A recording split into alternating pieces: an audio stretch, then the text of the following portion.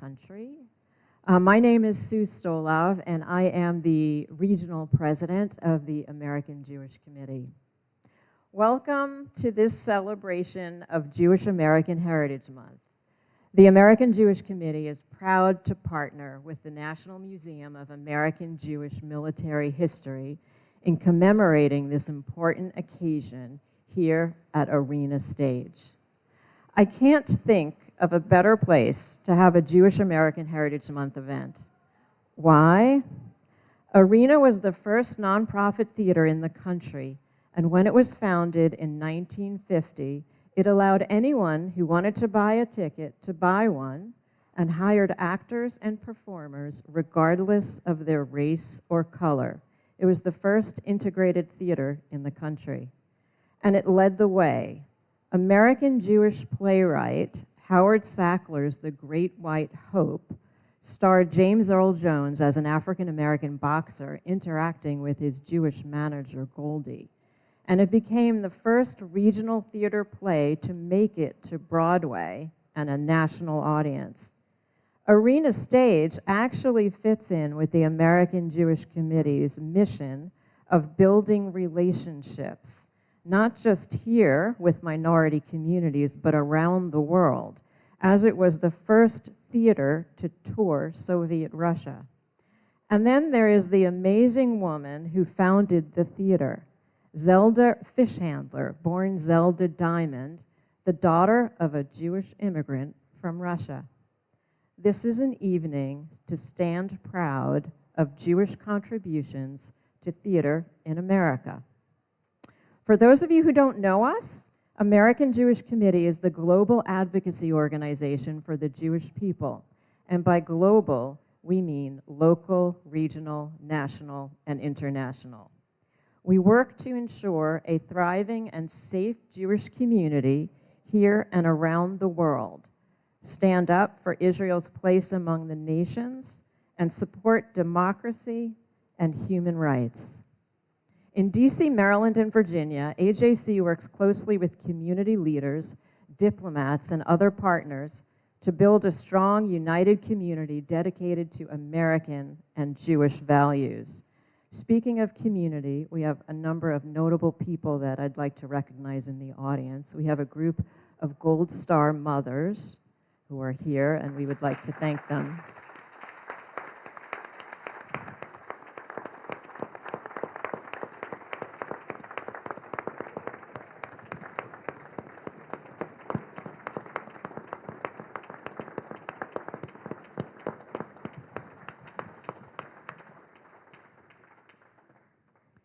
Admiral Paul Beckett of Annapolis is here, and I think former VA Secretary David Shulkin might be here somewhere. For the past 19 years, May has been recognized as Jewish American Heritage Month. The United States has many heritage months, and by celebrating these, we learn about one another and we honor the richness of our nation. When Jews first came to America in 1654, they were not welcomed. Despite the bigotry and discrimination we have encountered, Jewish Americans have served in government and the military, as we will see here this evening. They have won Nobel Prizes, headed universities and corporations, advanced medicine, created works of art, written great American novels, and served on the Supreme Court. And while those are the most famous among us, others here have taught in our schools, led and volunteered at nonprofits, and worked on a smaller scale to make our communities great places to live.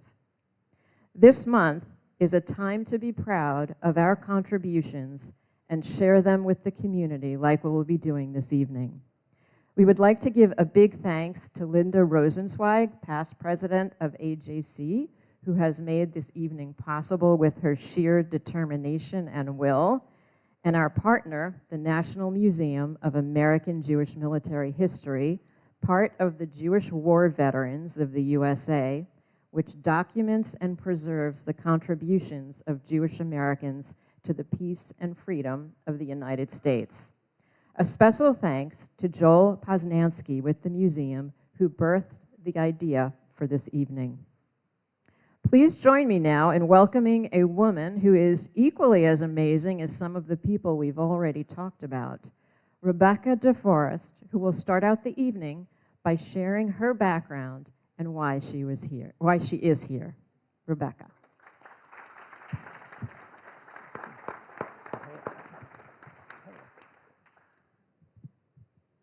Good evening, everyone. Welcome, and thank you for joining us tonight at Arena Stage and online for a truly remarkable event, 100 and Going Strong.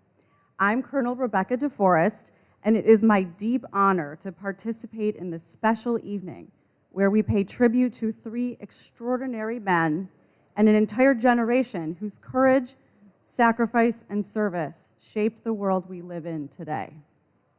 Tonight, as we gather in our nation's capital, we host 3 centenarian Jewish American World War II veterans: Colonel Frank Cohn, Corporal Harold Terens, and Corporal Al Jacobs, who will share their stories of courage, service, and resilience.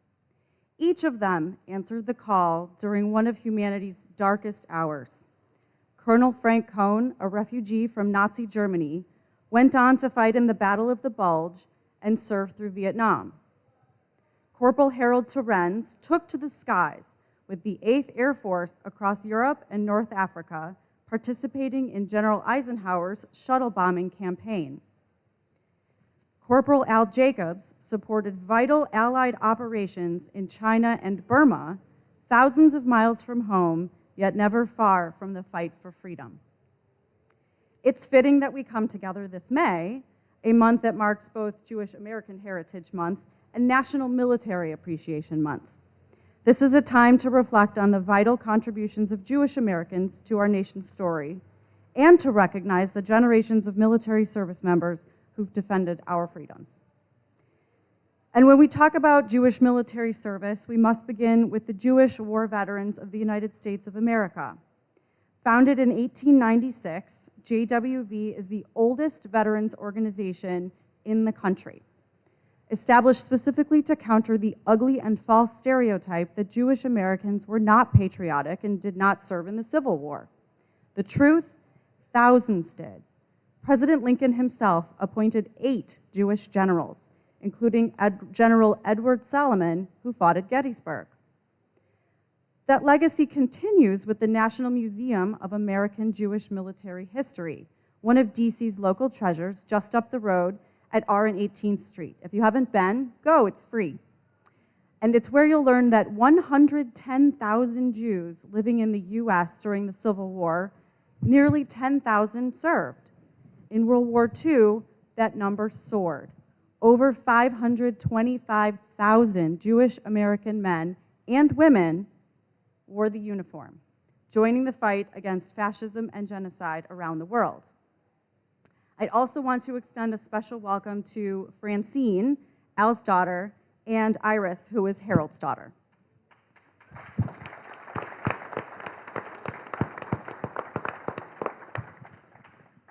For me, this event is personal.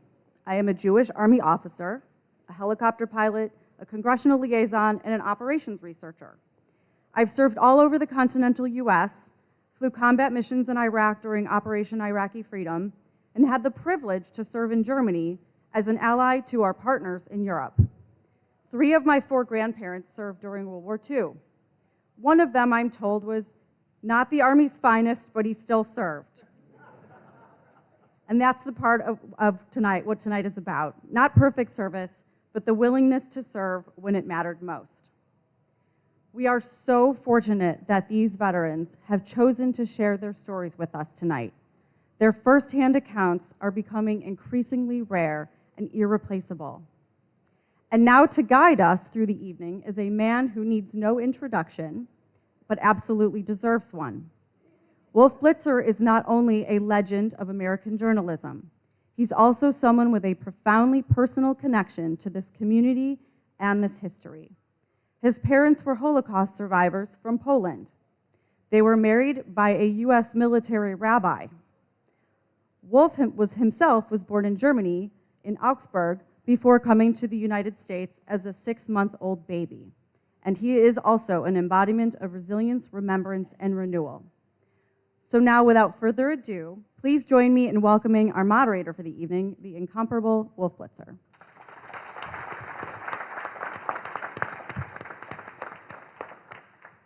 Thank you very much.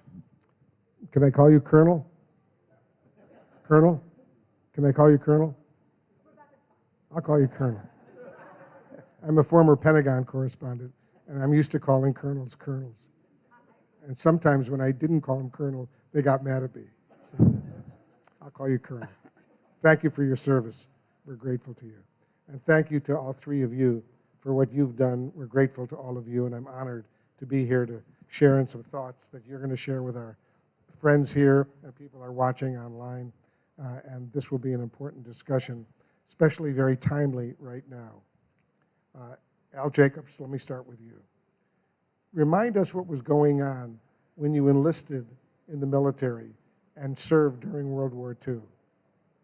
Well, first of all, the important thing was Hitler, and at that time, the Japanese and the Italians were doing horrible things in Europe, and somehow they had to be stopped. And unfortunately, I shouldn't say unfortunately, I was drafted, but I wanted to serve anyway. What year were you drafted? 1943 in August 1943. So the war was really underway by then. Oh yeah, definitely. Yeah. And so you served where?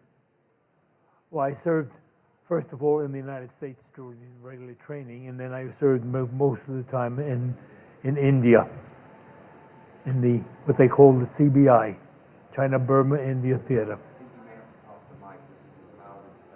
I may have to what?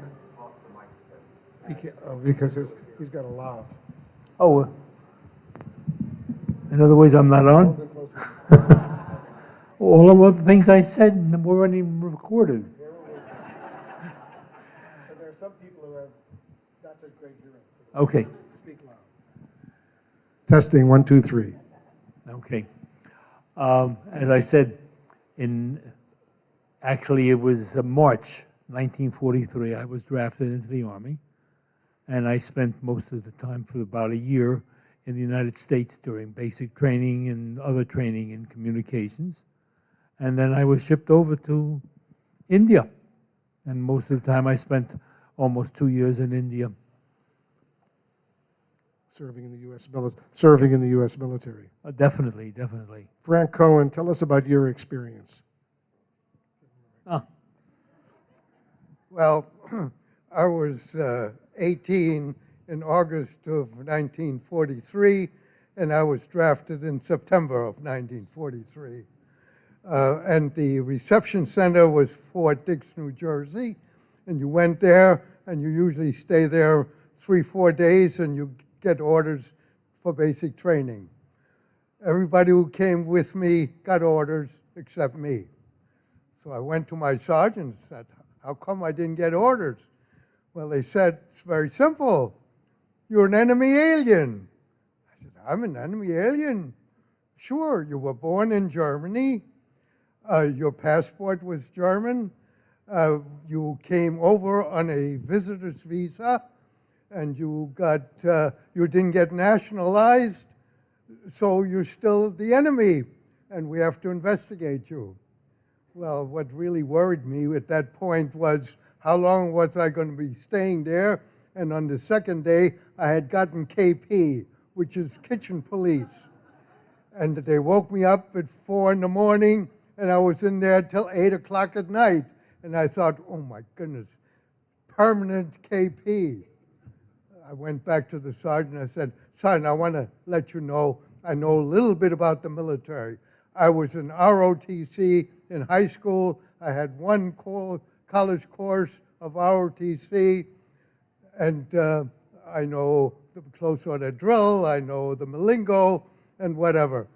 And he said, I'm glad you told me that. I'm going to make you an acting gadget. What's an acting gadget? Well, don't let it get to your head. You're not a corporal, but you're going to get armband with corporal stripes, and you get those new recruits. And now you being a veteran of 4 days, you get those new recruits and you march them to the theater to see the 2 films that you saw. I said, great. And sure enough, the first group came, I formed them up, and we marched to the theater. Up, 2, 3, 4, up, 2, 3, 4. We all got in step, and we saw the 2 movies, How We Fight, or rather Why We Fight, and it was a very good film to tell them why they were in the war. And the other one is How to Avoid Venereal Diseases. I saw that movie more than anybody else in the United States Army. But anyway, about 3 months later, the FBI obviously cleared me. I go to basic training, and 2 weeks in there, they take me to the Columbus, Georgia, the Federal District Court, and I got sworn in it as a U.S. citizen. Boy, was I proud. I shed that moniker of enemy alien no more. I was just like everybody else, and I patted myself on the back because there was nobody else to do it. And I went back, and I felt great. When they called you an enemy alien, did they know you were Jewish? Oh, yes. And they knew you were a Absolutely. refugee from Yes. Nazi Germany? Didn't make any difference. They didn't care. Yeah. Really. It's a powerful story. Harold Terens, I want to bring you into this conversation, but before I do, I just want to say that Harold is only 103 years old. I'm sorry, Wolf, you made a mistake. You made a mistake. I made a mistake? You're not You 103? made a mistake in my age. I have a lot to do as I approach 102. 102. All right, well, the other news that I have, and this is major developing news, tell me if we have it right, that you're going to be going to Florida soon, and you're going to be bar mitzvahed. Yes, I'm going to be bar mitzvahed when... Okay. My name is Harold Terens. I was born in the Bronx, New York. My father was born in Russia. My mother was born in Poland. My daughter, who's sitting right here, Iris, was born in Jewish Memorial Hospital in Manhattan. And I have several war stories to tell you, but there's one that sticks with me, and it's been with me for 80 years, so I'd like to share it with you if I may. Let's see, the year was May 9th, 1945, and the war ended on May 8th. So this is not a war story, it's a post-war story. Anyway, we were celebrating in England at the B-17 Flying Fortress Air Base that I was stationed at, and we were celebrating the war's end, and all of us got plastered drunk like never before. And at 6 o'clock in the morning, we were awakened, and they asked for volunteers to go to Germany to bring back freed American flyers that had been imprisoned for 3 to 4 years. Pilots, navigators, gunners. We were to go to Munster, Germany. And I volunteered. I was told not to volunteer when I first joined the Army, but I volunteered. I felt it was my duty. And we took off and flew to Munster, Germany. It took about 3.5 hours. And when we landed, I walked into this beautiful community, and there were these American soldiers lying on the grass. They were gasping for breath. They were barely hanging on to life. They had been prisoners of war, some for almost 4 years. And all of a sudden, this beautiful German woman, she was old, she must have been about 47. Don't forget, I was 21 years old. And this beautiful German woman comes over to me and in very broken English said, would you like to come into my home for a cup of tea? And I said, oh boy, I am lucky. I hit it big. Harold, hold the mic closer to your mouth. Okay. I went into her home, and she poured the tea into some nice Rosenthal china, and she lifted her cup of tea, and she said, Heil Hitler. And my heart is pounding out, remembering it. And I said, lady, your disgusting Führer is dead. The war ended yesterday. You lost. Get over it. And I took the cup of tea with the Rosenthal china and I slammed it on the table. It broke into 2 million pieces. And I ran out the house. I didn't want to have anything to do with this lady. I picked up 12 soldiers lying on the grass. I gave them cigarettes and candy and took them to the plane and told them that soon they were going to be in a nice warm bed in England. And I broke down and cried. I couldn't help it. Thanks for listening, everybody. Thank you. Harold, let me follow up a question for Harold. Get the microphone. Harold, when you served over there, were you fully aware of what was going on with the Holocaust? I had no idea that Jews were being persecuted. I had no idea that there were concentration camps. I was probably one of the only American soldiers stationed in Russia during the war. I was part of the Dwight Eisenhower plan called 24-hour shuttle bombing.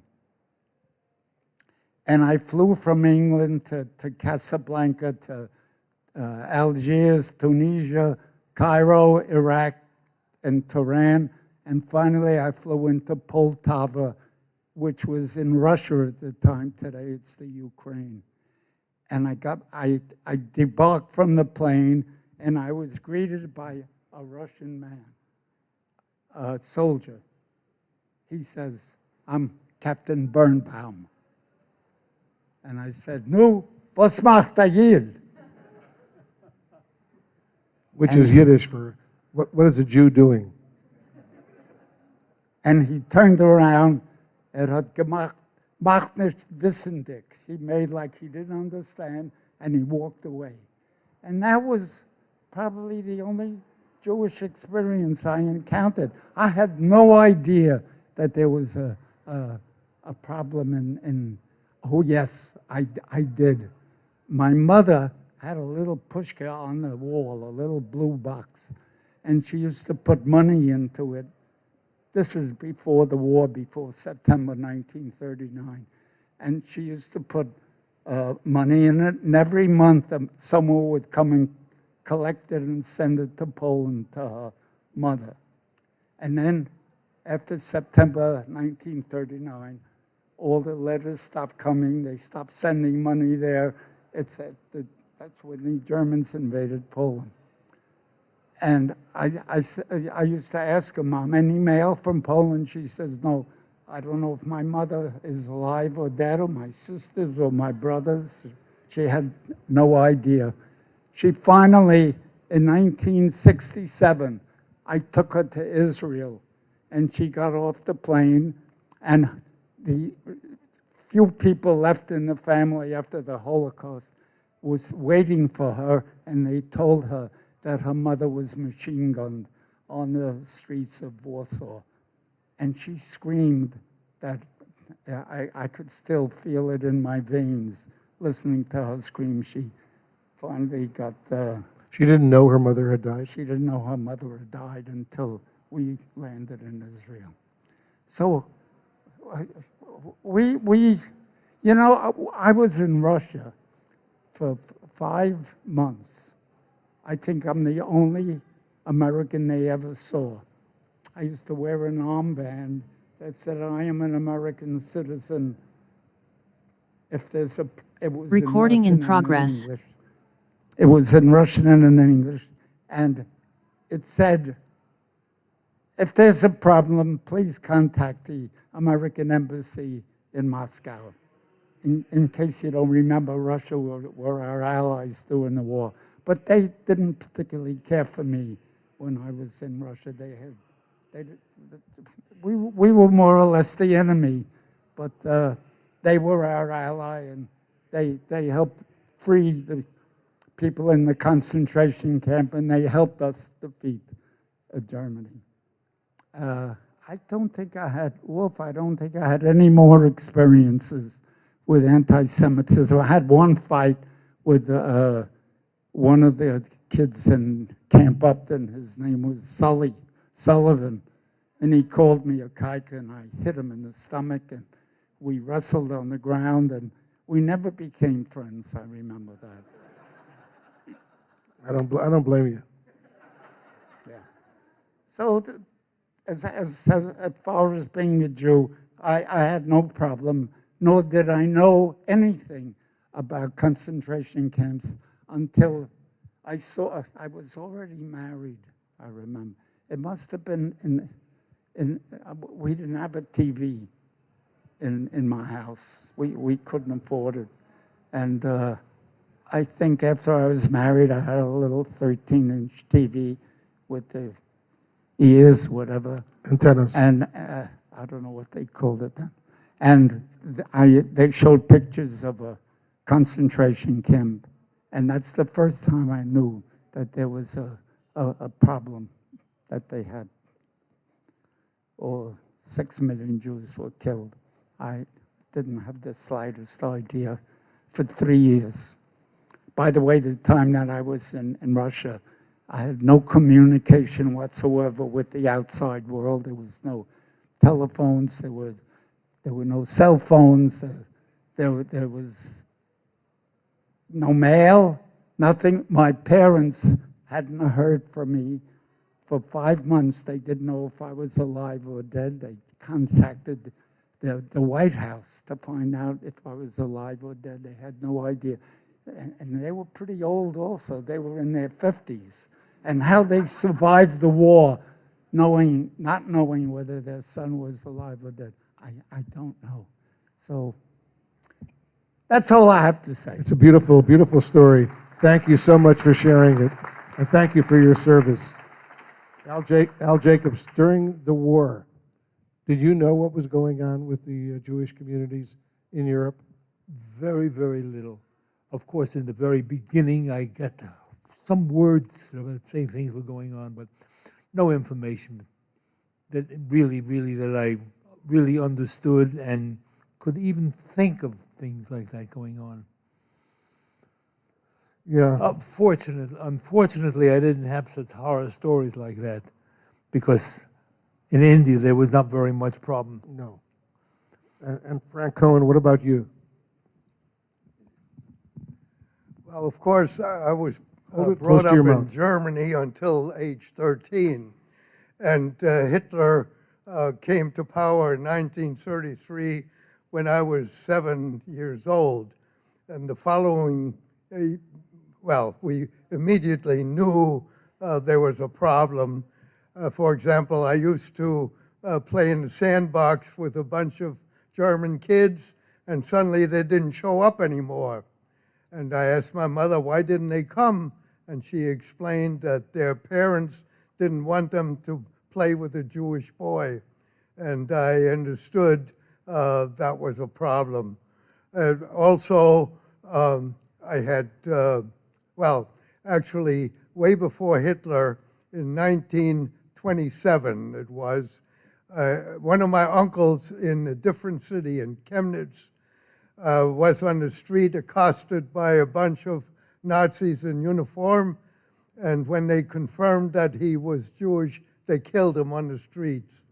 And at that time, there was still police action to try to find out who it was who did the killing. And it wasn't about, I must have been about 6 years old when I heard the adults still talking about it. Now, nobody told me about this, but I listened to the adults talking, and as a kid, you make your own opinions. and my opinion was pretty quickly that Nazis were dangerous and you had to avoid them. And then we were in an apartment that was across the street of a finance office, and that finance office drew demonstrators. And one day I saw two groups fighting each other, and I asked my mother, what is this? This is again before 1933. And she said, well, one group are Nazis and one group are communists.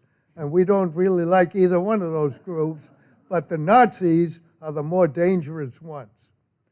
Well, as I indicated, I felt immediately a difference in 1933, and so did my parents. They had a sporting goods store, and right away there were Nazis demonstrating in front of the store with signs saying, "Don't buy from Jews."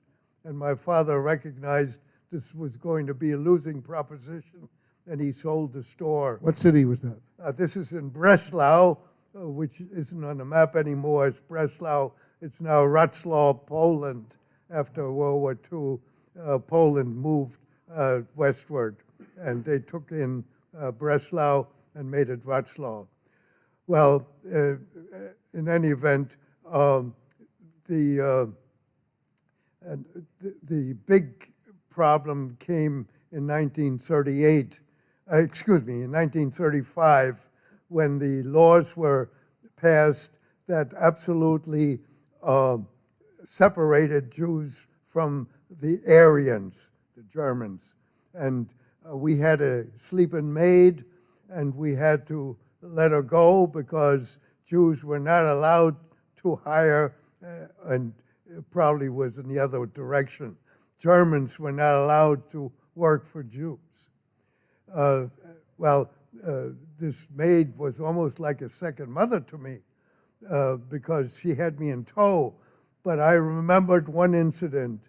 Hitler came to Breslau in 1934, and she wanted to see him.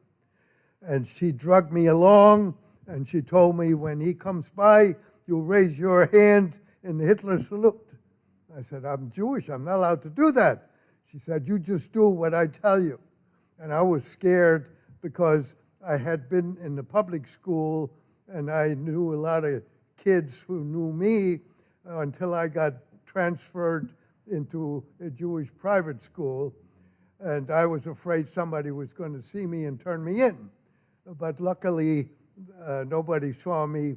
But when Hitler came, I did what I was told, and I saw my maid, her name was Bertha. She yelled and screamed like everybody else on that street, Sieg Heil, Sieg Heil, Sieg Heil, victory hail. And I couldn't believe that she loved somebody who would have absolutely no use for me. So when she had to go, it would have been a very traumatic experience. But I remembered that incident, and I swallowed a few times. I shed a couple of tears, but I managed to get over it pretty easily.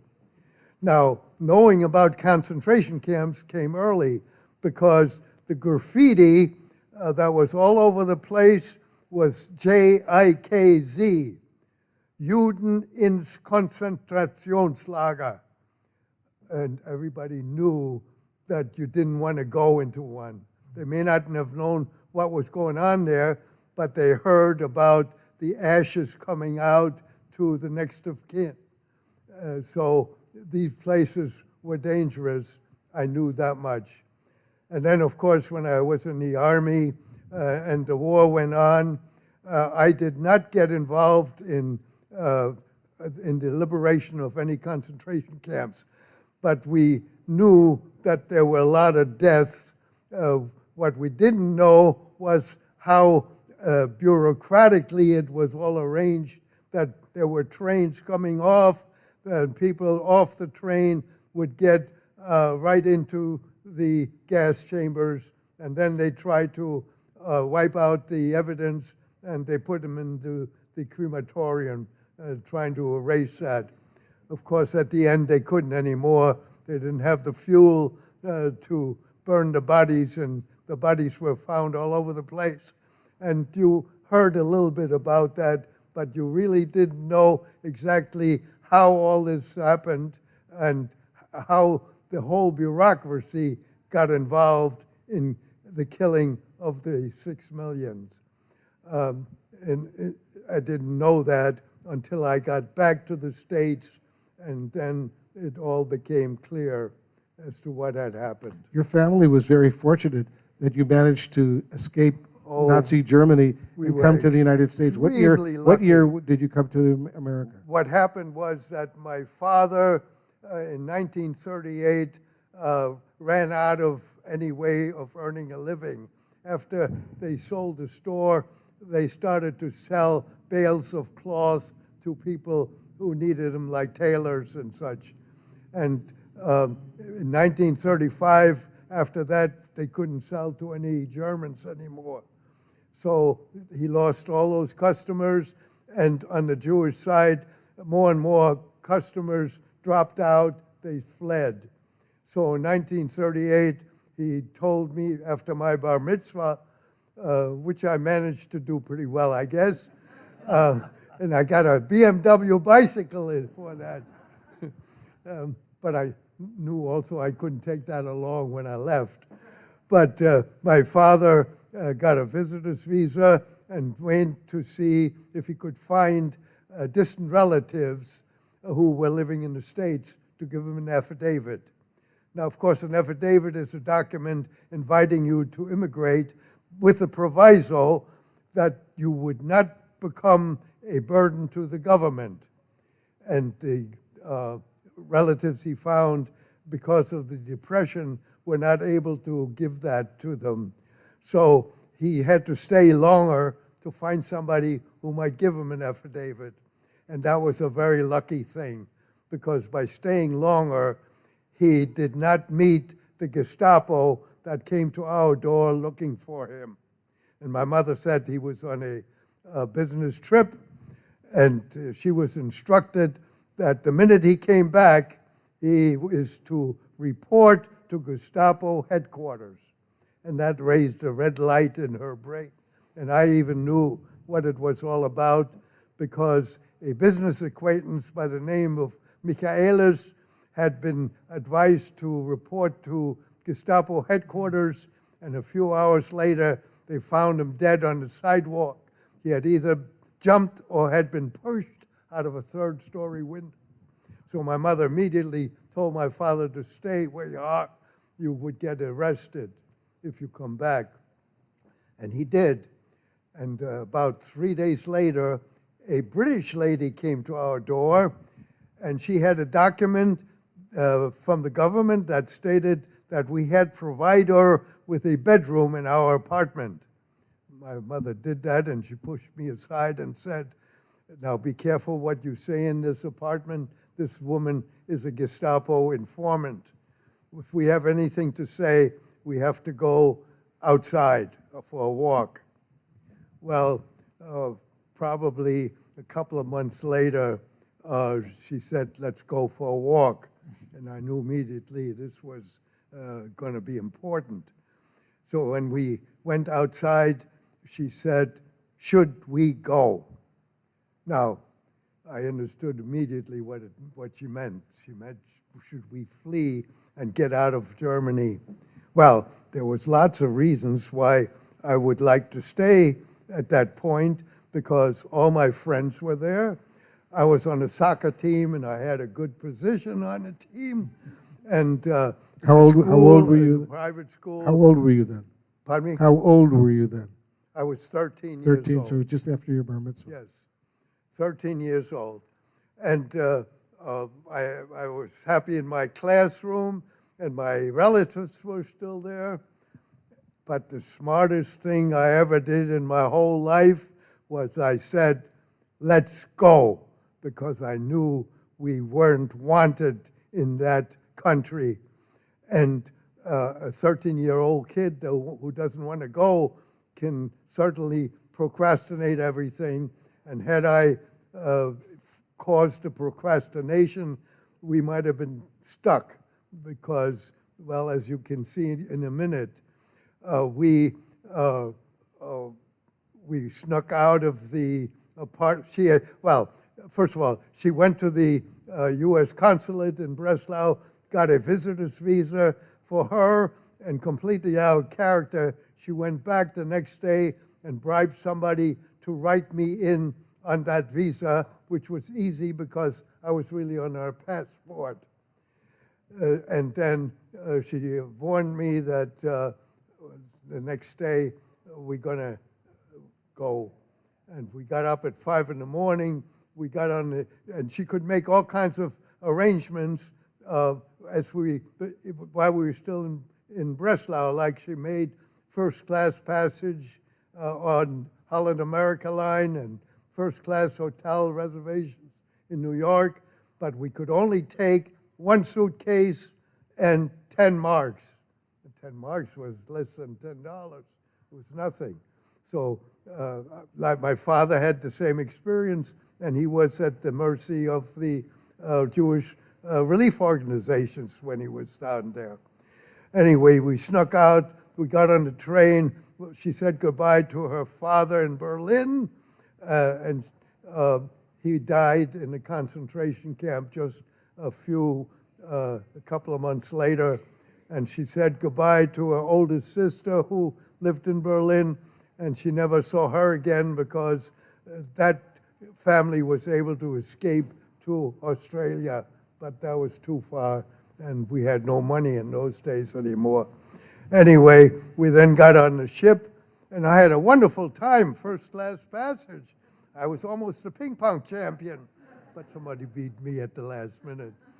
Anyway, my gym teacher had told me when we get into the port, be sure you get in front and get your camera and you take pictures of the skyscrapers and the Statue of Liberty, and I was there. Well, in the meantime, my mother had had a miserable trip because she was worried about what would happen when we get to New York because she heard about Ellis Island. And if we got into Ellis Island and interrogation proved that my father was already in country, we were not visitors, but we were refugees. And the United States didn't want any refugees in those days. So she was worried about Ellis Island. Well, while I was in the front of the boat taking pictures, a message came over the speaker system that said, all first-class passengers are invited to go through customs and directly onto the dock. We were saved that way. And my mother was absolutely elated, and we had a wonderful reunion with my father, but he said, just a minute, we're not completely safe because the Jewish relief organizations told me the minute I get an affidavit, I was to go back to Germany, wait till I get the invitation to immigrate, and then you come over. Well, trying to go back to Breslau under the circumstances that we had when we left was an impossibility, and we really had real concerns of what was going to happen. But we had arrived in New York on the 30th of October 1938. On the 9th of November 1938 was Crystal Night. And of course, we were aghast as to what was happening in Germany. We had just avoided it, but all our relatives were still there, and we were worried about them. And the irony is that because of the 9th of November, the pogrom, it saved us because President Roosevelt issued an executive order that nobody was going to be forced to go back to Germany if they were in country. Our visas were extended indefinitely, and we definitely were saved at that point. Because Kristallnacht was when the Nazis started attacking synagogues and other places where Jews lived and started killing Jews in big, big numbers. And there was reporting coming in from Germany to the United States in major newspapers about what was going on in Germany, and that had an impact on the president. And eventually, we lost 11 of our close relatives in concentration camps. Yeah. Very powerful story, and I'm glad you remember it. It's so important that we learn from that experience, and we make sure it never, ever happens again. Thank you. You want to react, Al? What? You want to react? My only reaction is my stories are not as important as what we've just been listening. Luckily, when I was in service, I was in the United States training. When I was in India, I had no combat. I had a regular job.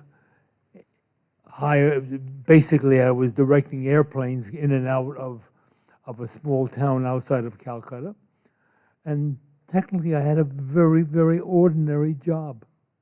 So these stories are so much more important than the kinds of stories. My stories are cute stories that have happened because none of the combat was in India at all. So basically, I had an easy time in service. In fact, I had no anti-Semitism. The only connection with Jewish people were sometimes at the seders and sometimes invited for dinner. And we got the impression that most of the times we were there, not just because we were Jews, they wanted to invite us and introduce us to their daughters. This is in India. In India. Yeah. Small Jewish community in India. Very small Jewish community. Harold, you hear a story like this, like we just heard from Frank, what goes through your mind as a veteran, as a military veteran? I didn't hear the question, Wolf. What goes through your mind when you hear a story like Frank was just telling us about the Nazis deciding that they were going to kill as many Jews as they could in Germany? I have no comment about that because I wasn't involved with any of that. I was, this story I'm going to tell is about Ronnie. It has to do with our grandmother, Esther Schulman, who was killed in Poland.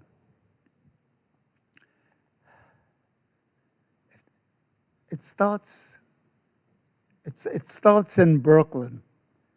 There was a 100th birthday party in one of the clubs in Brooklyn for my cousin who had the same grandmother as me, Esther Schulman, who I memorialized in the Holocaust Museum in Miami Beach. If you've never been there, please go and look at pillar number 38, 15 from the bottom, and you'll see the name Esther Schulman.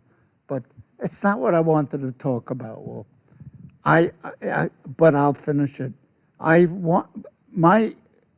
family of Esther Schulman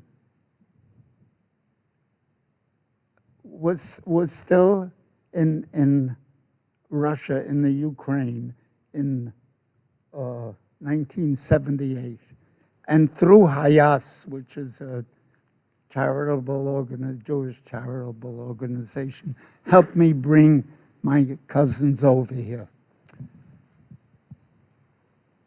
My cousin Velvel had this 100th birthday party, and his daughter, Ina, asked me if I would say something to memorialize, or I shouldn't say memorialize, but to honor her father, who was 100 years old. So I said, you know, this is part of a love story. When I was in Russia, I met a young girl. And she didn't know a word of English, and I didn't know a word of Russian. And for the 5 months that was there, she taught me a lot. And she taught me to say a few words like, "Я не знаю, почему я тебя люблю." I don't know why I love you like I do. Then she taught me a song. And Ina at this party asked me if I would get up and say something about her father, Belville, who was 100 years old. And if you don't mind, Wolf, can I sing the song that she taught me? We would love you to sing the song, and I'll just point out that Velvel is the Yiddish name for wolf. So when I was You're kidding. I didn't know that. And when I was a little boy growing up in Buffalo, New York, my mom and dad called me Velvel, which is for a little wolf, little Velvel. So we have something in common. We have a common name. Velvel, wolf. It's my real name. I didn't make it up for the first call for. Moja krasavica, miniočeravica, spokotka i nežnaju, kako sam ha. Tancujer kak čurban, pajat kak paraban, a vся taky a naneleju sjek. Moja krasavica, miniočeravica, spokotka i nežnaju, kako sam ha. Tancujer kak čurban, pajat kak paraban, a vся taky a naneleju sjek. Gracias. Spasibo. Very nice. We do have a few questions that were written. This is for Frank. I heard you were arrested during the Battle of the Bulge. How did that happen? Well, nothing goes easy. When I finally got into basic training, it was infantry type training, and they knew the invasion was coming, so I was going to be in the infantry, and they sent me to Fort Jackson, South Carolina, to be with the 87th Infantry Division. Well, the 87th Infantry Division had a lot of problems, morale problems. It wasn't the greatest division because the basic training group that I was in, they were all college graduates, and they were going to send everyone to college as soon as basic training was over to get a degree and become officers. Well, it would have been 1946 when I graduated, when the war was over. It was a ridiculous situation. They didn't need more officers. What they needed was infantry. And somebody woke up to that fact, and instead of going to the college, everybody went to the 87th Division. And some of them were very annoyed that they didn't get their college education. The division also got people who were in the Air Corps, and they washed out, and instead of becoming pilots, they went to the 87th Infantry Division. Well, it was such a problem that they were going to send a general up to give us a morale boost. And we practiced ahead of time because he was going to say, "How do you feel, men?" And we were to say, "Rough, tough, and ready for combat." Well, he came, he asked the question, and pretty low in front, the answer was correct to him. Much louder in the back, they said, "Piss poor and praying." We were restricted for 2 weekends. Well, anyway, I was on a demonstration team against a gas attack, and I wore my gas mask, and the instructor wanted to liven it up, and he drew what he thought was a smoke grenade, and he threw it, and it ended up being white phosphorus. So he got it all in his face. He was scarred for life. I had my gas mask on. I was lucky. I was burned on the edges of the gas mask, on my ears, on my hands, on my wrists. My backpack caught fire. I got rid of that. I was in the hospital for a month. When I came back, I was, well, they had progressed in their training from 5-mile feet marches to 25-mile marches, and about 15 miles they had to take me back with a Jeep because I was ready to pass out, which meant I wasn't one of their best soldiers anymore. So when they were assessed infantry replacements because of the invasion, they had to get some people over there quicker. I was selected to leave with a number of others who they also didn't like as in the 87th, and off we went as infantry replacements. You would think they need us immediately. These things went very slow. We spent at least a week in England and then some time in France until we got finally into Belgium. And in Belgium, they found out I spoke German. They needed German speakers more than they needed infantry. And I went back to Le Vessenay near Paris for a 2-week course to make me an intelligence agent. Now, this was a course that was taken from Camp Ritchie. You might have heard of the Ritchie boys. Well, I was Ritchie Boy Light. And it was worse than that. After 1 week of my 2-week course, they took me out because they needed me so badly, but I was now still a full-fledged intelligence agent. I stripped off my PFC stripes, and I got the U.S., you saw that on the picture, U.S. on the hat and U.S. on the lapels, and no rank showing. I joined a team of 6 people, 2 officers, 2 interpreters, a driver, and a non-commissioned officer in charge. Well, the officers and the interpreters wore the U.S. and no rank, so nobody knew who was what, but I was only 19, and they could tell I wasn't in charge of that one for sure. Anyway, we got back, well, we first went to Luxembourg, and this interrogator prisoner of war team, number 66, joined the T-Force, a big intelligence unit, task force, 12th Army Group, right under General Bradley, who was immediately under General Eisenhower. And we got back into Belgium again on the 1st of December of 1944.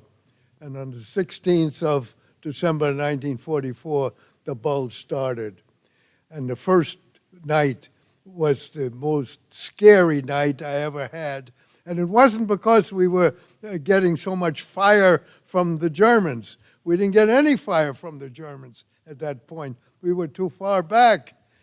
But the rumors were really terrible. They said about parachutists were right around us, and you could hear firing going on. They had nothing to shoot at, but they were firing anyway.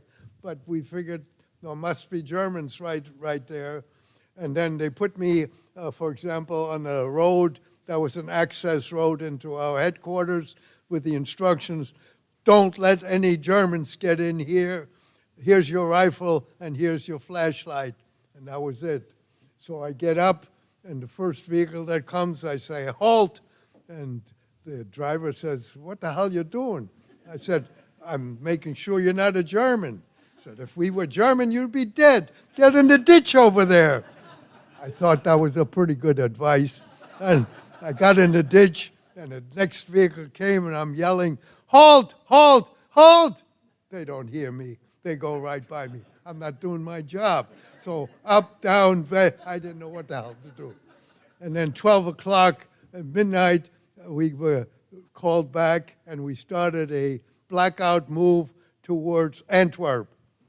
Well, what we didn't know, Antwerp really was the target of the Germans when they started the Bulge. But neither the Germans nor us ever got to Antwerp. We got to Namur, and there we got orders to look for the German infiltrators. They had worn American uniforms, 4 to a Jeep, and they were creating havoc in back of our lines. They were blowing things up, switching signs around, and doing all kinds of damage. So we started. Well, it was basically an easy job unless we got involved with one of those infiltrators, but it was the miserable job that I ever had. It was because of the weather.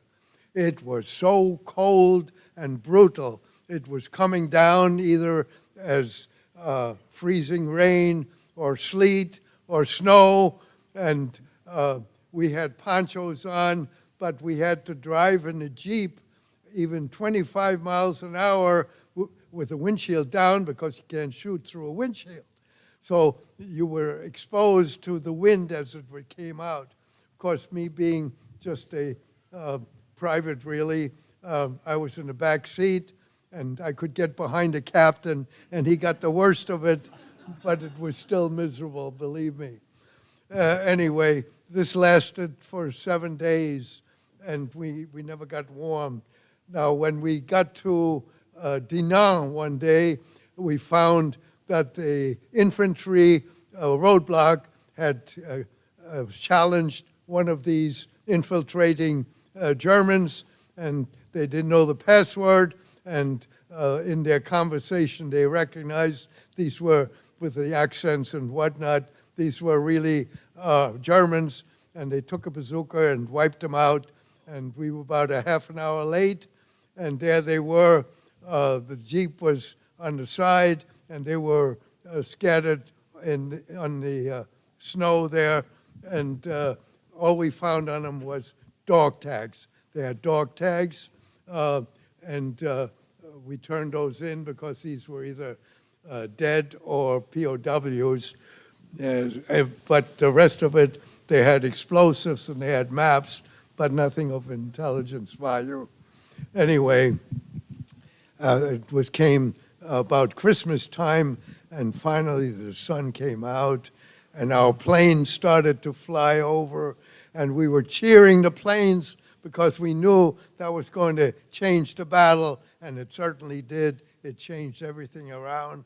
But it took 3 months before we had reestablished our lines when we were ready to do what we had been ready to do at before the Bulge. That is, move into the big cities where we had dossiers of building targets and personality targets. Building targets were anything that the occupying force after the war could use in their occupation, anything that showed how the Germans were directing the war, so they had anything from the government and from the Nazi Party. That was part of the building targets that we had, and the personality targets were the war criminals.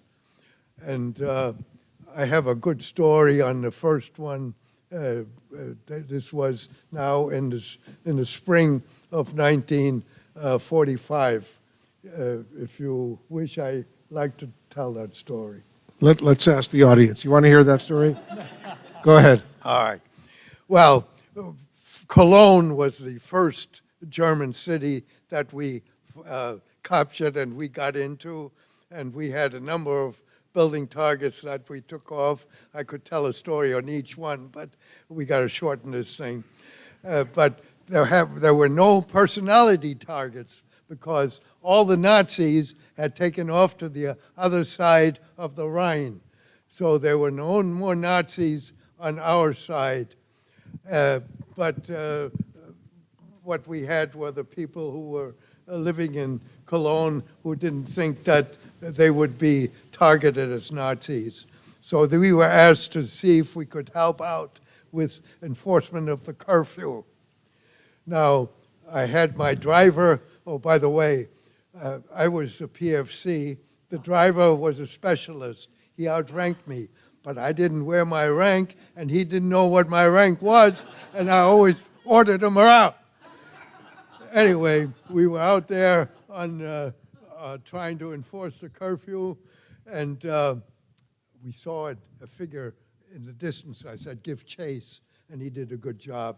He cornered that person against the wall, and when we finally got close, I could see it was a young girl. And I started to interrogate her, and she almost fell off because here is an American soldier talking perfectly in German to her. And I said, what the heck are you doing breaking the curfew? And she said, well, we are hungry, and I went out to see if I could find some food for us, because when you Americans were approaching, we had a ration card, but the ration went out of the window when the German administrators went to the other side of the Rhine, and we were always getting more food with the black market, but the black market went out too because, well, they just disappeared to the other side of the Rhine. So we hadn't eaten for 3 days, and I'm trying to find some place. I said, wait a second, this doesn't sound right. What do you mean you were 3 people, you had 1 ration card, and you had to use the black market? Well, she was hesitant, and finally she said, well, you see, this was a Dutch lady, and she took care of 2 girls, me being one of them, because I'm Jewish. I almost fell out of the Jeep. You're Jewish? And she said, yes, the Dutch lady saved us. She's been with us for 2 years that she was taken care of. We had some close calls, but we're hungry, and I haven't eaten anything. I said, get in the Jeep. And I still remember the address. We went to Stadtwaldgürtel number 49. And there I found the Dutch lady and the other Jewish girl, and I had some rations in the car, in the Jeep, and we gave them the rations, and they immediately opened them and ate them because they were really starving. I said, well, what's going on? And the Dutch lady said, it's just wonderful that you Americans came. I know we haven't eaten, but that's nothing because I have cancer, and I didn't know what would happen to those 2 girls if I became incapacitated. But now I feel happy because I know the 2 girls are saved with the Americans here. Well, I said, don't worry about the food, I'll take care of it. I went back to the headquarters, I saw Lieutenant Levy, and I said, Lieutenant Levy, you wouldn't believe it. There are 2 Jewish girls with a Dutch lady in this house over there. And he said, don't worry about it, I'll take care of it. Well, the girl's name was Ellen. I can't remember anybody else, but she was very cute, and I wanted to see her again. And my other interpreter, who was also a refugee just like me, but he was 26 years old. He was my older brother, more or less. And I wanted him to introduce to the 2 Jewish girls. So we went to the building, and there was a big off-limit sign in front of the building. And that meant you weren't supposed to go past it. And we didn't. I said, let's go back. And he said, yeah, let's go back. And I went into Lieutenant Levy's office and said, why did you put an off-limit sign? Lieutenant Levy said, I have no idea what you're talking about. Get in the Jeep. We go back. Now we go past the sign. We go in. We get greeted as the great heroes that we were. And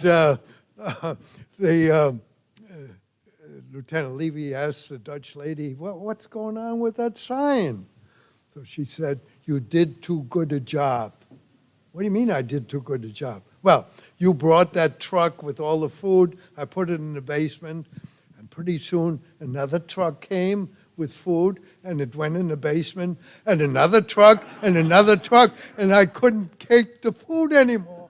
And I didn't know how to stop the vehicles. So I went a block away, and the infantry unit had gotten there, and I asked for the commander, and some captain came, and I told him my problem. He said, I'll take care of it. And that's how the off-limit sign came. Let's give him a big round of applause. Isn't that a nice story?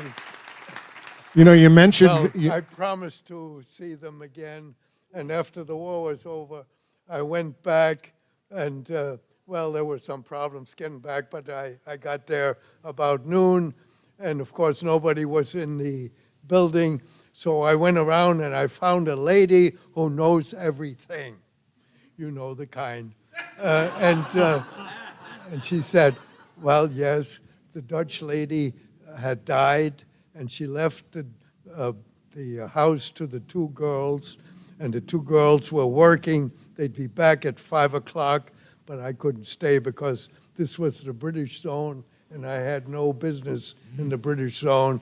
And I just told them to give my best wishes to the two girls and to tell them that Frank was here and he wished them well, and that was the last I heard of them. Frank Cohn, thank you so much. You know, he mentioned before the Ritchie, the boys, and many of you probably don't know that story, but I learned about it personally, and you'll be interested in this. When I was CNN's Pentagon correspondent during the first Gulf War, after Saddam Hussein invaded Kuwait, and I was reporting the news every day on CNN, and I was working closely getting information from U.S. military intelligence. And several of the top Pentagon military intelligence officers knew I was Jewish. And they told me that the American Jewish community played a very significant role in helping the U.S. military intelligence community during World War II. And I said, well, tell me about that. You interested in this? Yes, I think you should be.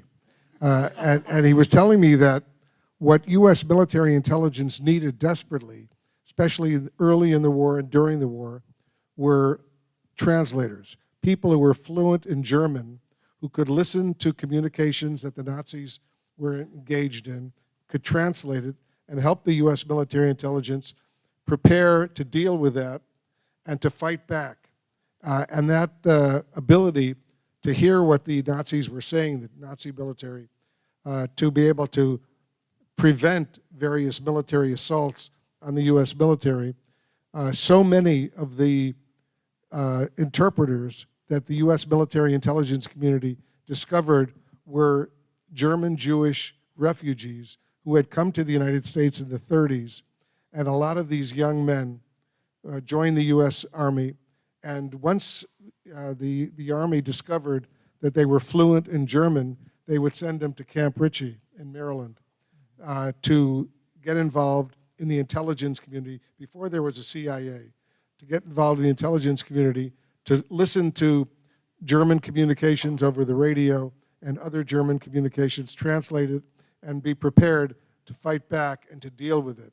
And that was such a significant involvement of the American Jewish community during World War II. You're familiar with that.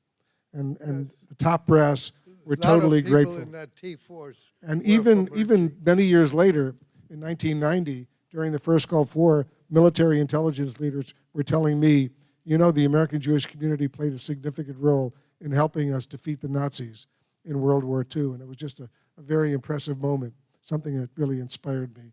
And I was glad to learn that. Am I being accurate? Pardon me? Am I being accurate? Absolutely Okay, accurate. good. No fake news here. All right. No. Question. Earlier, Will asked you about the time that you almost got arrested when you were doing the job of an interpreter in your Jeep. Maybe you can tell us about that. About the time you were arrested. Tell us about the Oh, time you my were almost goodness. arrested. That was during the Battle of the Bulge. Yeah. Well, this is an embarrassing story, mind you. As we were circulating throughout Belgium, at one point we could see that the captain didn't know where we were because he looked at the map, he looked around, he looked at the map, and we were just passing a place where a unit had deployed on a little hillside, and we told the captain, let's stop and find out where we are. Well, he didn't want to really say that he was lost, and he was hesitant, but we finally persuaded him, and we stopped, and he said as he walked out, Cohn, come with me. So I trudge up on the little hillside, and this is now miserable weather. It's coming down. It wasn't coming down that hard at that point, but there was a lieutenant, and he had drug a table out of the near farmhouse, and he had maps there, and all the captain had to do was, Lieutenant, show me where we are. No. He goes in there and he says, I'm Captain Rempel, Military Intelligence. Give me a briefing of the situation. Well, the lieutenant looked him up and down, and he's not very impressed. He said, you know, we just got word about these krauts that had gotten through our lines, 4 in a Jeep, and you guys look just like it. Of course, we're Americans. What do you expect? No, he said, all right, what's the 5th General Order? Well, all the soldiers knew the 12th General Orders that they had, and if they had asked me, I would have recited it, but they didn't ask me, they asked him. He didn't know. Said, okay, how about the Star-Spangled Banner? And no, first he said, who won the World Series? And the captain looked at me, and I looked at the captain. I didn't know. He didn't know. We weren't interested in the World Series at that point. He didn't know. And he was asked, recite the Star-Spangled Banner. Now, he's saying it. He's not singing it. So he starts, oh, say, can you see by the dawn's early light, it gets stuck. Well, the other interpreter down there sees there's a problem because more and more people had gathered around, and he comes running up there, and he has this bad German accent, which I had luckily gotten rid of, but he had it, and he says, what goes on here? Well, that's all that was needed.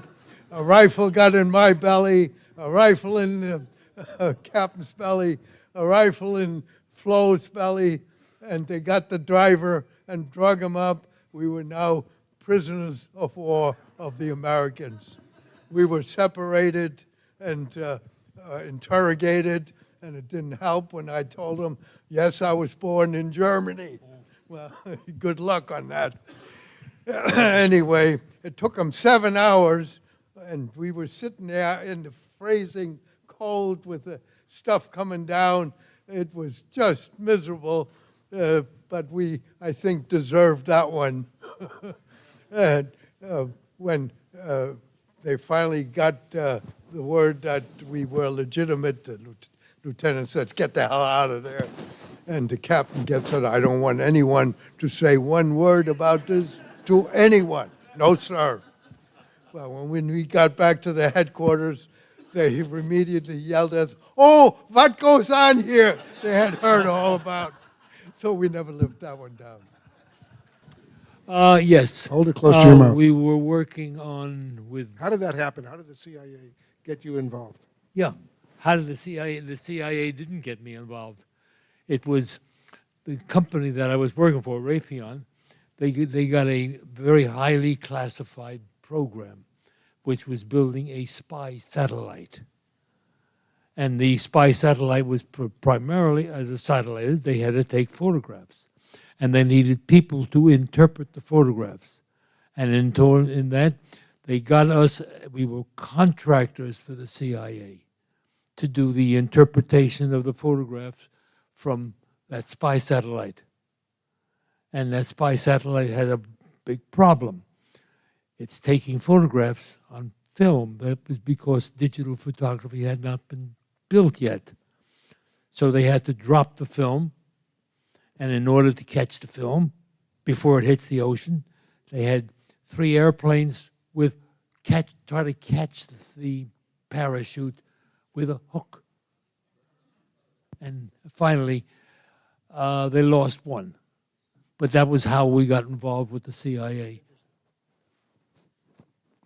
That's a wonderful experience. Wonderful experience.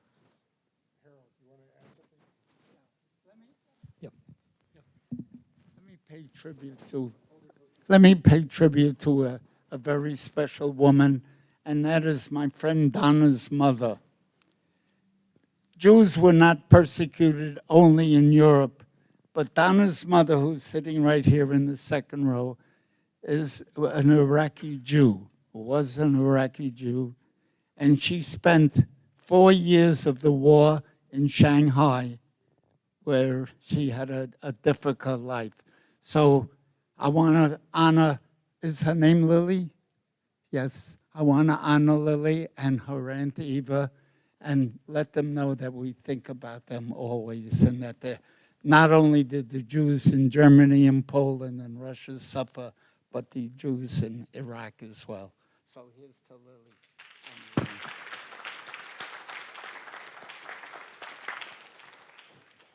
One question for you, Harold. Why somebody in the audience? Why were you sent to Moldova, Ukraine,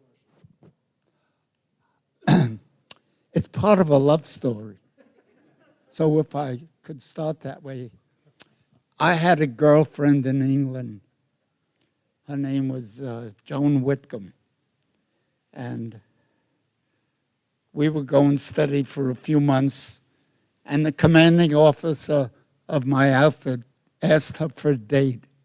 And she says, no, I'm Harold's girlfriend. I'm not going to cheat on him. And he said, please, I'm in love with you. And she would not go out with him.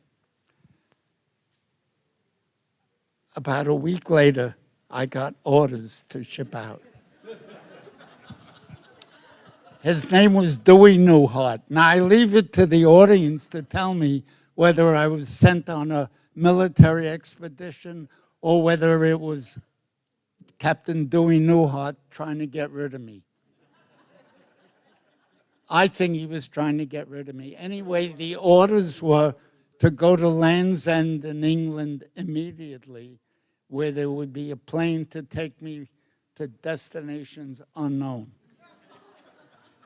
I remember boarding a B-24 Liberator bomb. I sat next to Joe Louis. Joe Louis, I don't know if you all know, was the heavyweight champ of the world at that time, and he was entertaining the troops. And we flew in radio silence over France and landed many hours later in Casablanca. And there I awaited orders from some soldier. I had no idea who he was, but he handed me some documents. And I flew the next day to Algiers and then Tunisia and then to Libya. And then finally I stopped in Cairo for a few days, had no idea where I was going. Then they flew me to Iraq and finally to Tehran and Persia. At that time it was not Iran, it was still Persia.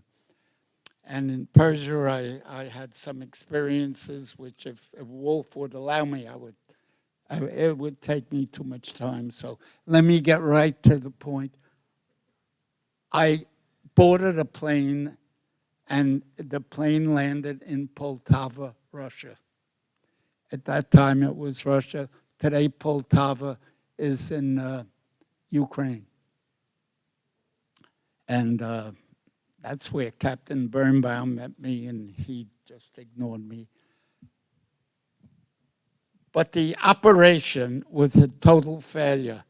We tried to destroy Hitler's lifeline in the war, which was oil from Palesti oil fields in Romania, and it didn't work.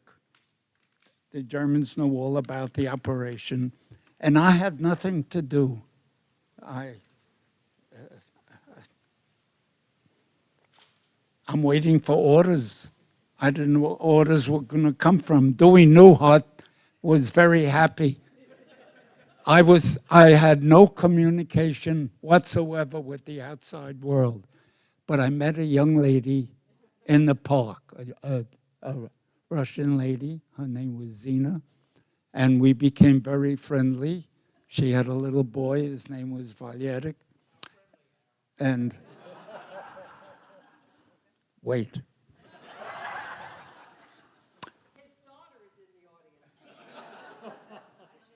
How did you know?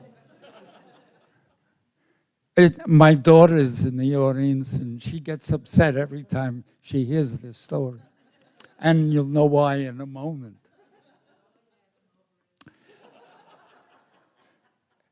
Anyway, I met Zina on a park bench. She was from Moscow, which was maybe 500 miles away. She was with a little boy, and she had never seen an American soldier before, or an American. She didn't know a word of English, nor did I know a word of Russian. We didn't know how to communicate, so we just sat on the bench and looked at each other. But we connected, somehow we connected, and she came back the next day. And after a week or so, I learned her name, she learned mine. I learned how to say Здравствуйте, hello, and До свидания, goodbye. And then finally, she took me by the hand and took me to the farmhouse. Her husband was a captain in the Russian army. He was killed, and she was taking the grandson to see their grandparents. And I became very, very friendly with this girl. We became sweethearts. And we used to eat dinner every night, which consisted of cucumbers, tomatoes, and lettuce, and a bottle of vodka. And that was almost every night, and once we would have an egg or a piece of chicken. But I had K rations that the government had sent on the plane with me, so I brought that to the house. Anyway, I stayed there 5 months. I developed a very serious attack of dysentery. I drank milk that wasn't pasteurized. I was warned by our government not to drink milk, and I did. I was thirsty, hungry. And I was taken to a hospital in Poltava. I was in a coma for 15 days. I was under 100 pounds. And finally, some orders came for me to ship to go to Italy.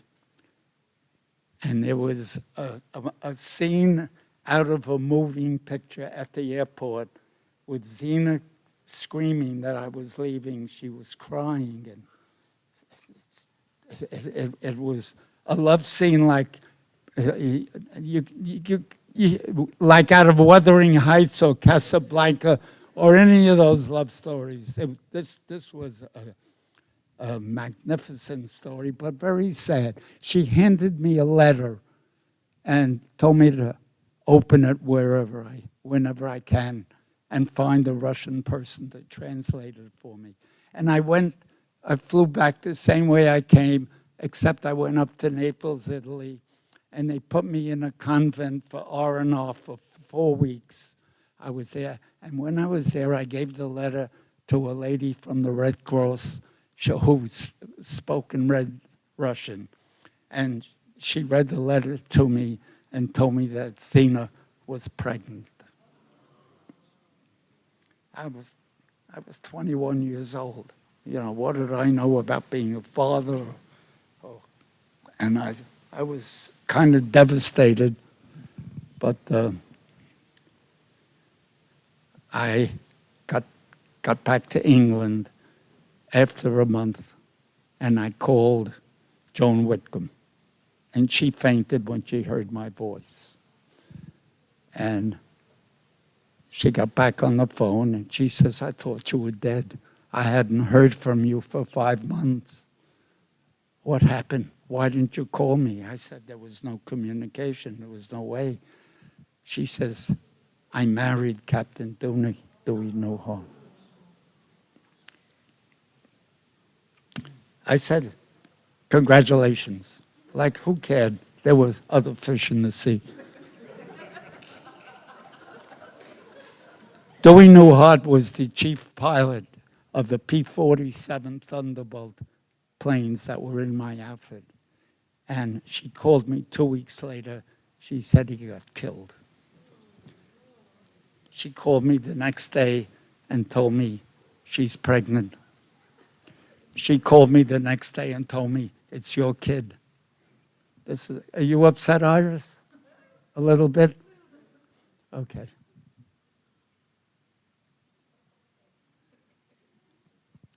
I said, it's not my kid.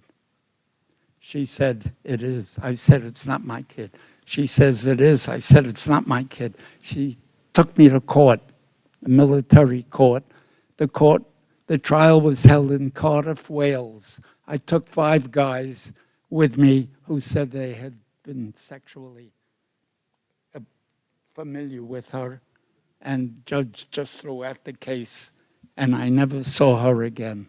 So as far as my adventures in Russia and my adventures with a love affair and my adventures with the 24-hour shuttle bombing, everything that was all over. And I started life anew, but the war ended on May 8th, and I boarded the Queen Mary in Edinburgh. We were the first ship back, and we passed the Statue of Liberty, and 15,000 soldiers started to cry. You know, they survived the war, including me. And we had a 30-day furlough. I had parties my parents made for me. And then I boarded a train. I don't know where I was going, but let me divert from that. My 3 favorite men of all time were President Harry Truman, Tom Brokaw, and Winston Churchill. And I'm going to tell you why in a few moments. My 3 favorite women were Golda Meir, Eleanor Roosevelt, and Ruth Bader Ginsburg. You all may not agree with me, but anyway. The train stopped in Ogden, Utah on August 6th, 1945, the day they dropped the atom bomb on Hiroshima. And the train, which was taking us to Seattle to board a boat to get involved in the invasion of Japan, which General MacArthur said 550,000 American soldiers are going to perish. And Harry Truman is the one that gave the word. So why shouldn't I think he's one of my favorite people of all time? He also has the same initials as me, HT. He also is left-handed, and he also was a haberdasher, and he also did a lot for the state of Israel when they became a state in 1948. I think that he assumed some of the responsibility. Anyway, the train turned around and went back to New Jersey to Fort Dix, and I was discharged soon, not too long afterwards. And I was finally discharged October 24th, 1945, and nobody spoke about the war. It was like taboo to even speak about anything that took place during the war. Nobody. For 50 years, nobody ever spoke about World War II until Tom Brokaw wrote this book, The Greatest Generation. And that opened everybody's eyes and ears and mouths, and everyone started to talk about it. And because of him, I'm probably sitting here right now, and he's not doing very well, but I hope to see him in July in Los Angeles, and I hope he's okay when I get there. I want to have a one-on-one discussion with him. And my third guy, Winston Churchill, was a superhuman being. I think psychologically he was the one that he rallied the English people toward fighting and helped win the war, very much so. And the women that I told you about, no need to mention Golda Meir or Ruth Bader Ginsburg or Eleanor Roosevelt, who I feel is the one that started the women's movement a long time ago. So Wolf, I hope I answered your question. I hope I didn't divert too much attention to my love affair.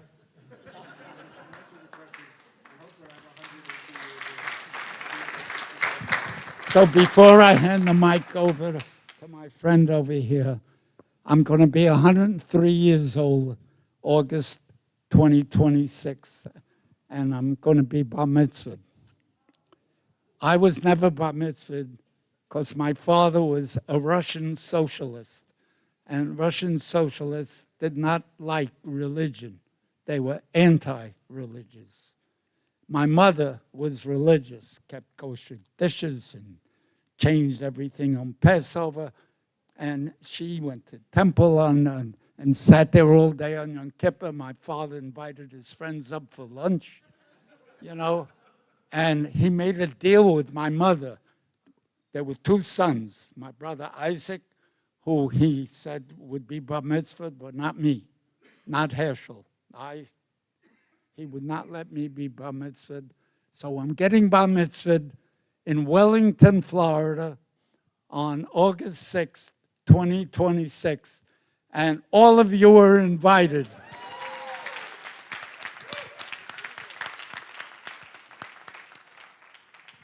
As we say in Hebrew, B'sha'a tova, which means it should be at a good time. Your mic is not on. My mic is not on? Okay. No. Testing, 1, 2, 3, testing.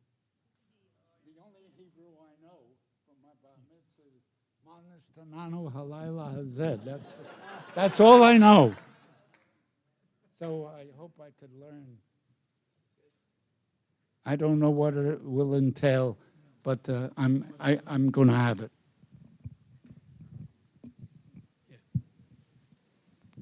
Testing.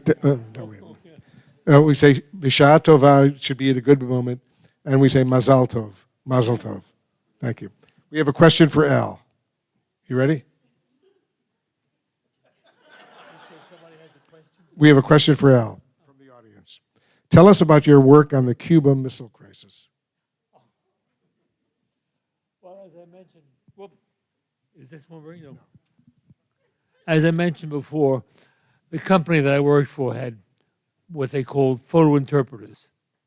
In other words, they look at a photograph and they were able to analyze what was down there, basically for spy purposes, and to determine what's down there, what's important and what's not important. In fact, I was also part of the information that we were involved with the CIA, strictly as interpreters. We weren't spies or anything like that. Anyway, as far as the missile crisis, there were a lot of photographs, and we were contracted to look at the photographs and do some interpretation. And it turns out, as is normal, nature does not make straight lines. Only humans make straight lines. And on some of the photographs, we noticed there were straight lines, which indicated there was human beings in the middle of the forest. It turns out that those straight lines were from where the Russians were sleeping and the bathroom. They made a straight line, and that, of course, indicated that there was some very serious things going on in that area. And sure enough, it was the missiles.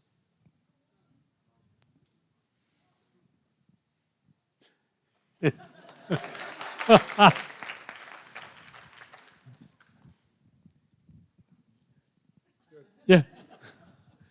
like I said before, these stories are fantastic. So in India, there weren't very many great stories involved. The only great stories are humorous stories, nothing as serious as what these two guys went through. Mine was sort of jokey kind of things. What? Go ahead. What? You have a question. I'm Paul Becker. When the country called, you responded. Military service people, we don't get a choice where we go. Sometimes it's to the theater of operations, sometimes it's to the India, China, Burma theater. But please know, right, that the work all our soldiers, airmen, sailors, Marines did there held the line against the Japanese, which allowed more forces to be used in Europe. So you, Al, you contributed in a big way to America's victory, even though you were in a theater that didn't have the same stories as your colleagues. Now let me tell you something. Let me tell you something. Have you ever heard of the honor flight? Yes. Okay. I was involved with an honor flight, and exactly the same thing happened. During one of the dinners, they asked people to say certain things that they had during the war. And I said the same thing. I was a very nice situation, and somebody said exactly the same thing you said. I was doing my duty. I was where they sent me, and I did a good job, and basically, my daughter wants to say something.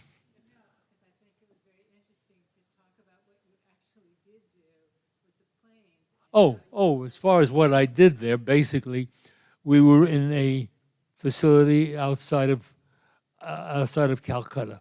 It was a big army base, and we flew B-29s over the Himalayas, the Hump, as they call it, to supply the Chinese and the Americans in China.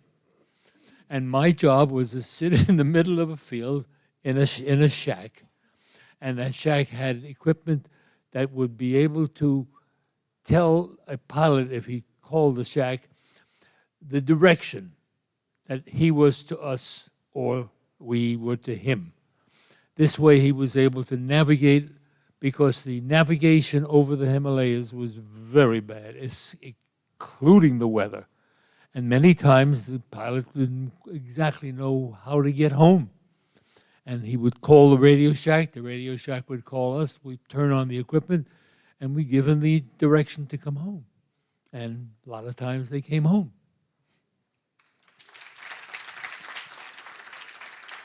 All right, we have time for one last question. Go ahead.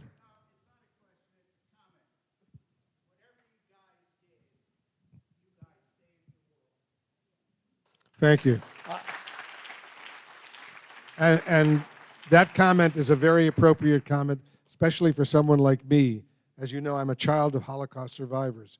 My mother and father were taken to concentration camps. They survived. They met after World War II, as they were doing what all the young Holocaust survivors were doing immediately after the war. They were searching to see who lived and who died. You know, you couldn't go to the internet and find out. And they were on a train in Germany, and they met each other, Polish Jews. My dad was 25, my mom was 22, and they fell in love right away. And within 3 days, they knew they wanted to get married. And my mom and dad always told me these stories. And it was just a powerful moment. My mom said, we didn't know what was going to happen next week. We fell in love. We got to get married. So they were looking for a rabbi to marry them. And there weren't a whole bunch of rabbis who were around. But they did find one rabbi who was a chaplain in the U.S. Army in Augsburg, Germany. And this rabbi married them. A year later, my older sister was born. 2 years later, I was born in Augsburg. And I'll share one little final story for you, because these men who served and saved the world helped my family eventually not only survive, but come to the United States. One day, my dad was in Augsburg, and he went to Munich, which was very close by. He sees a long, long line. And he said, in those days, you see a long line, you go wait in line. there must be something good at the end of the line. Why are all these people waiting in line? And so he goes to the end of the line. After a half an hour, he says to the woman in front of him, Fräulein, why are we waiting in line? And she looks at him and says, you don't know? My dad said, no. And she said, visas. My dad said, visas for what? Visas for America.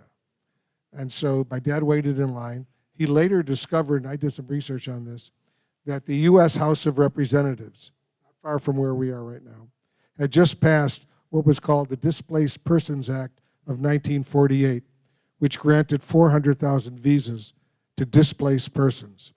The House passed it, and then the Senate immediately passed it, and President Harry Truman quickly signed it into law. So my dad, when he got to the front of the line, he signed up. My mom had a brother, 2 brothers who survived the war, and 1 sister. My dad's, all his siblings except for 1 sister were killed, but he signs them all up. And very quickly, they're notified that they have visas to come to the United States.